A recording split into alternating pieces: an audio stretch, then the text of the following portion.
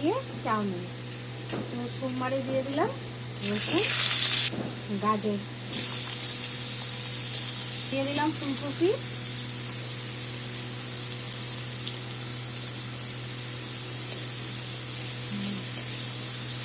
দিয়ে দিলাম লবণ, দিয়ে দিলাম হলুদ, আর পরে দেবো কাঁচা লঙ্কা, পেঁয়াজ, টমেটো, বাঁধাকপি।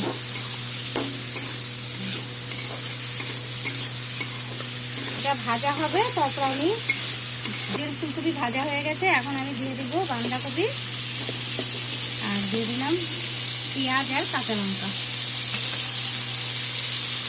পরে টমেটোটা পরে দিয়ে দেবো।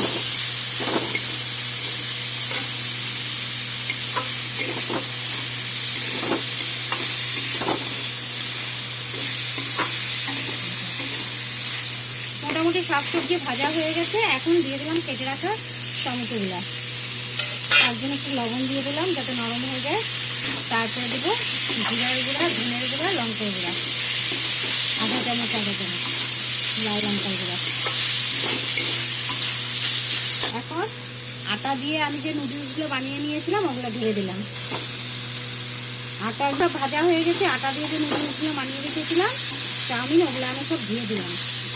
আটা মেখে রুটির মতন বানিয়ে তারপরে কেটে গরম তেলে সিদ্ধ করে নিয়েছি অল্প তেল দিয়ে।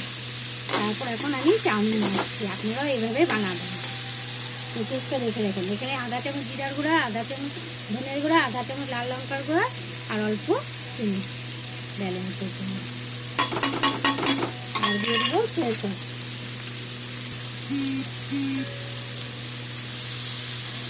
দিয়ে দিলাম ভিনেগার 1 চামচ।